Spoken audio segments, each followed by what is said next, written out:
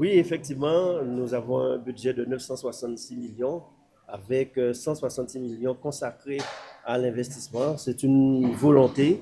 Depuis notre arrivée, le budget d'investissement a été multiplié par 2 et ce qui nous donne des marges pour les différentes politiques publiques que nous mettons en place. Depuis l'an dernier, nous avions initié le contrat pays, c'est-à-dire contractualiser nos engagements avec les communes. Donc, pour chaque contrat de pays, nous définissons quelles sont les actions propres du département et quelles sont les actions de la commune que nous allons accompagner. Et pour les 3 prochaines années, c'est 60 millions qui seront consacrés. Aujourd'hui, nous avons déjà signé 22 contrats pays.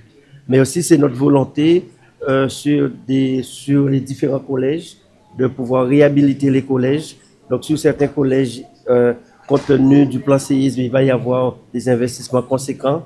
Concernant également les ports, beaucoup d'investissements. Sur le port de Sainte-Rose, par exemple, c'est pratiquement 26 millions d'euros. Sur le port de Port-Louis également. Et d'ailleurs, nous allons créer une structure dédiée pour la gestion de ces ports.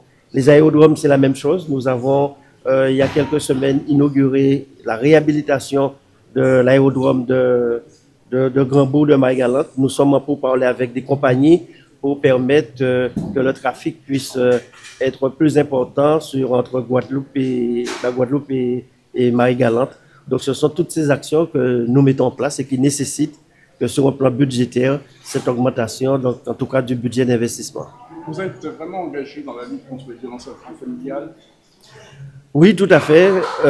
Nous avons, dans un premier temps, créé le réseau VIF pour combattre ce problème de violence intrafamiliale, puisque très souvent, nous n'avons pas conscience, mais beaucoup de drames, beaucoup sont causés, beaucoup de violences. Vous avez entendu l'infanticide au niveau de Port-Louis il y a de cela quelques semaines. C'est pour cela que nous sommes totalement engagés et nous avons inauguré le 8 mars la maison de la femme, la maison des femmes de Guadeloupe. Et il y a tout un ensemble d'actions que nous mettons en place, les violences aux maîtres, le village avec les associations, pour qu'ils aient ce partenaire et qu'ils puissent remplir toutes les conditions pour l'accompagnement nécessaire. La souveraineté alimentaire est très importante pour vous.